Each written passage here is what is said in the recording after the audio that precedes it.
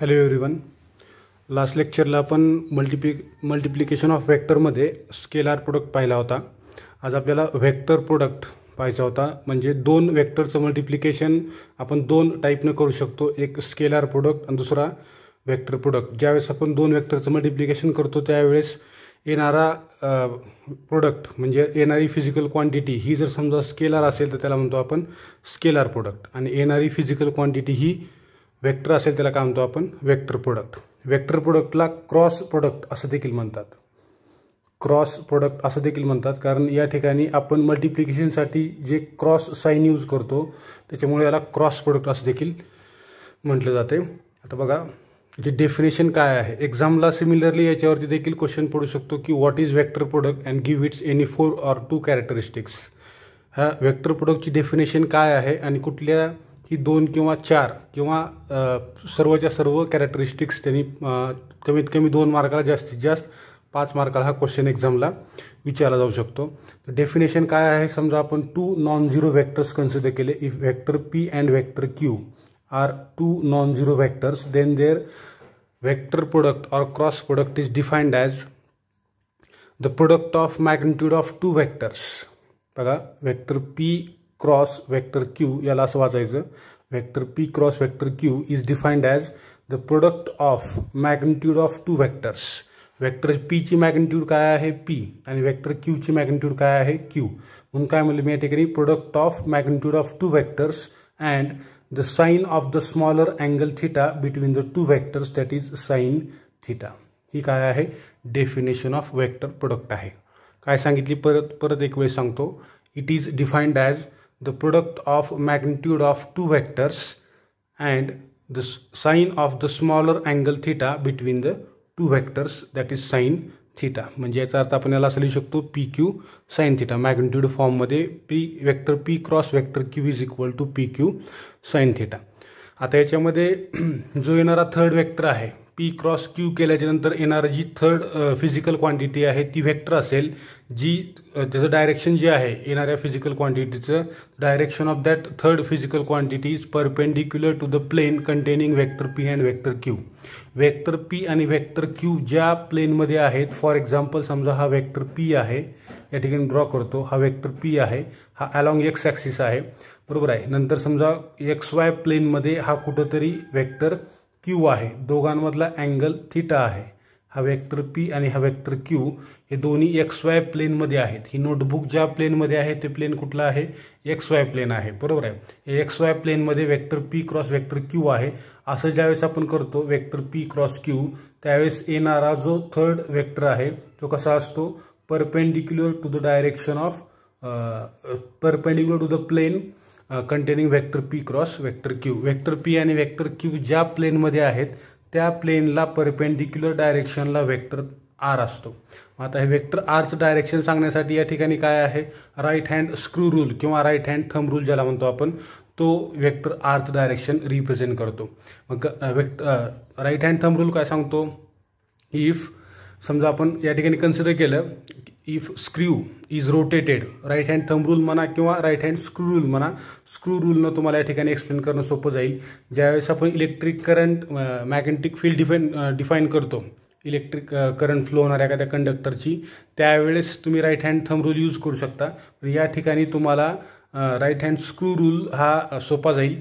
तो काय सांगतो आपल्याला if screw is rotated, screw is rotated in the direction from vector p to vector q, then the vector r is in the upward direction perpendicular to the plane containing vector p cross vector q. म्हणजे याचा अर्थ काय right hand thumb rule use करा किंवा right hand किंवा screw rule use करा, कुठलाही केलं तर चालतो. राईट हँड थंब रूल काय सांगतो तर समजा हा पेन आहे, हा पेन ज्या डायरेक्शनला आहे त्या डायरेक्शनला आपण थंब पकडला आणि याच्या अराउंड जर फिंगर असतील हे कर्ल्ड फिंगर्स समजा पी क्रॉस क्यू रिप्रेझेंट करत असतील तर ज्या डायरेक्शनला थंब आहे तो थंब काय रिप्रेझेंट करतो डायरेक्शन ऑफ वेक्टर आर सांगतो. मग या ठिकाणी अँटी क्लॉकवाईज डायरेक्शननं म्हणजे पी क्रॉस क्यू घेतला आपण तर वेक्टर आर अपवर्ड डायरेक्शनला आला.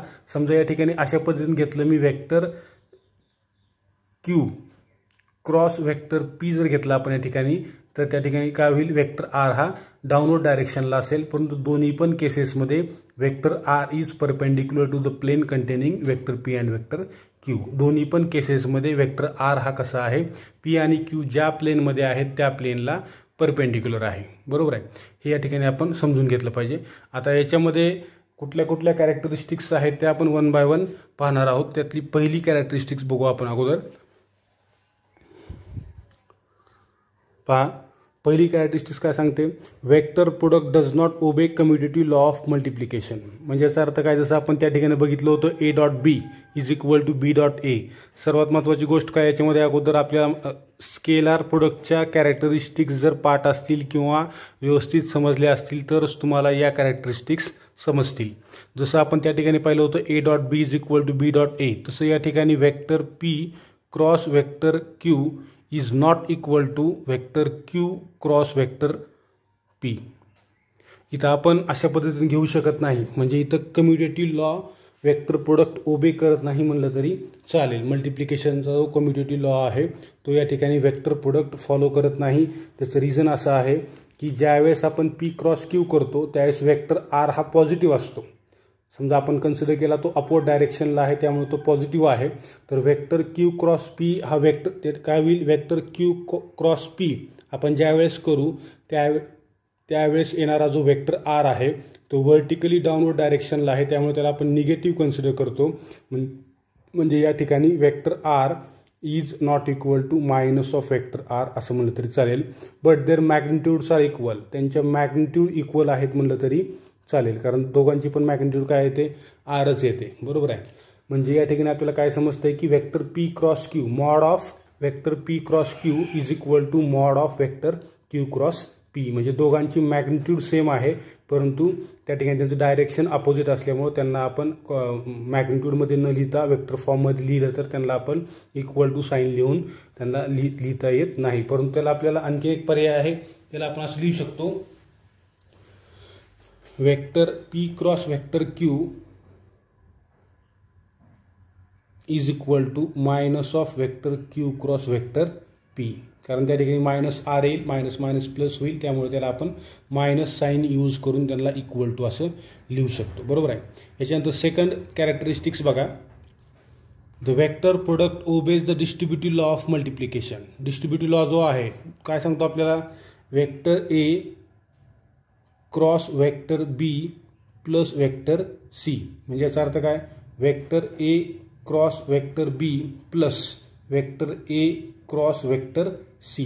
हा जो डिस्ट्रीब्युटिव्ह लॉ आहे मल्टिप्लिकेशनचा, हा लॉ वेक्टर प्रोडक्ट फॉलो करतो. आता याच्यानंतर बघा थर्ड आहे, third characteristics special cases of cross product. जसं आपण त्या ठिकाणी पाहिलं होतं की vector P dot vector Q is equal to P Q cos theta होतं, त्या या ठिकाणी vector P cross vector Q is equal to P Q sine theta आहे. बरोबर आहे. मग आता या ठिकाणी स्पेशल केसेस कुठले कुठले आहेत, इफ सगळ्यात पहिली केस काय सांगते, if theta is equal to 0 degree that is vector P cross vector P and vector Q are in the same direction.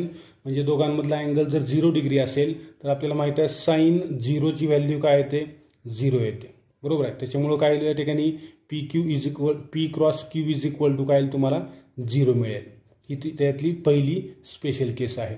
याच्यानंतर सेकंड केसमध्ये काय होईल, if theta is equal to 90 degree. जर समजा वेक्टर पी आणि वेक्टर क्यू हे दोन्ही एकमेकाला राईट अँगल्ड आहेत, हा वेक्टर पी आहे आणि हा वेक्टर क्यू आहे, दोन्ही एकमेकाला राईट अँगल्ड असतील तर त्यावेळेस काय होईल, साईन 90ची व्हॅल्यू काय मिळते आपल्याला 1 मिळते. त्याच्यामुळे काय होईल, vector P cross vector Q is equal to P Q sine 90ची व्हॅल्यू 1. म्हणजे तुम्हाला काय मिळेल या ठिकाणी फक्त पी क्यू भेटेल. बरोबर आहे.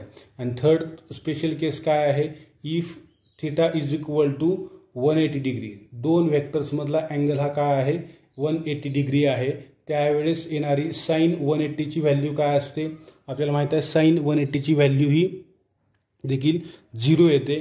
त्याच्यामुळं काय होईल, तुम्हाला जर हे माहीत नसेल तर इकडे लिहून देतो, हे साईन फंक्शन ट्रिगोनोमेट्रिक फंक्शन हा या ठिकाणी समजा अँगल आहे, हा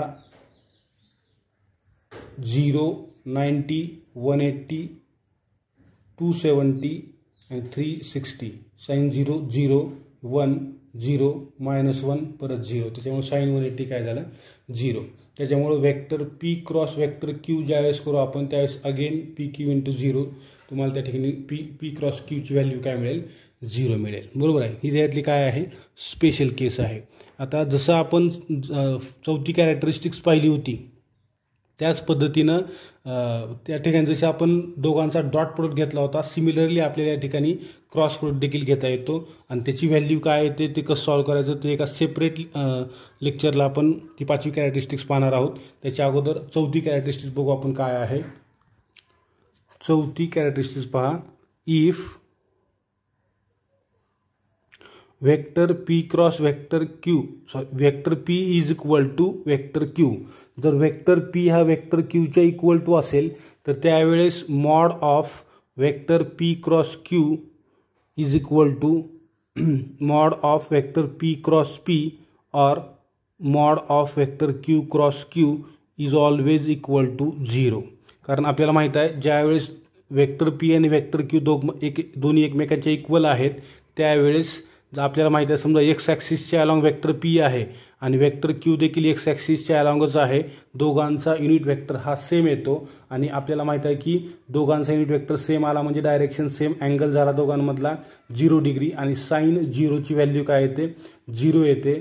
त्याच्यामुळं आपल्याला माहित आहे आय क्रॉस आय हा काय झाला 0 झाला फॅक्टर. त्याच्यामुळं इथं आपण म्हणू शकतो आय क्रॉस आय 0, जे क्रॉस जे 0, के क्रॉस के 0. जसं आपण त्या ठिकाणी पाहिलं होतं I dot I 1, J dot J 1, K dot के 1, तसं या ठिकाणी आय क्रॉस आय त्याच वेक्टरचा त्याच वेक्टरसोबत घेतलेला क्रॉस प्रोडक्ट हा कधी पण 0 येतो, हे डोक्यात राहू द्या. मग इथं आपण काय कन्सिडर केले वेक्टर पी हा वेक्टर क्यूच्या इक्वल आहे. बरोबर आहे. वेक्टर पी हा वेक्टर क्यूच्या इक्वल आहे त्याच्यामुळे या ठिकाणी दोघांचा समजा आपण इथं क्रॉस प्रोडक्ट कसा घेतला vector P cross vector P किंवा vector Q cross vector Q. मी काय सांगितलं त्याच वेक्टरचा त्याच वेक्टरसोबत घेतलेला क्रॉस प्रोडक्ट हा कधी पण कसा येतो 0 येतो. त्याच्यामुळे त्यांचे जे युनिट वेक्टर्स आहेत along x Y and Z axis त्यांचा देखील क्रॉस प्रोडक्ट हा कसा येईल ऑलवेज 0 येईल. त्याच्यामुळं I dot I 0 I cross I 0, जे क्रॉस जे 0 आणि के क्रॉस के 0. पण त्या ठिकाणी स्केलर प्रोडक्टमध्ये हेच वेगळं होतं. बरोबर आहे.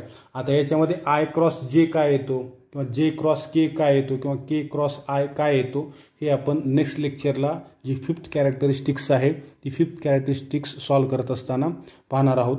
याच्यानंतर याच्यानंतर 6वी आणि 7वी कॅरेक्टरिस्टिक्स जी आहे 6वी कॅरेक्टरिस्टिक्स देखील अशीच आहे. त्या दोन्ही पण कॅरेक्टरिस्टिक्स 5वी आणि 6वी कॅरेक्टरिस्टिक्स आपण एका सेपरेट लेक्चरला व्यवस्थित समजून घेऊ. ठीक आहे. या ठिकाणी थांबू आपण. थँक्यू.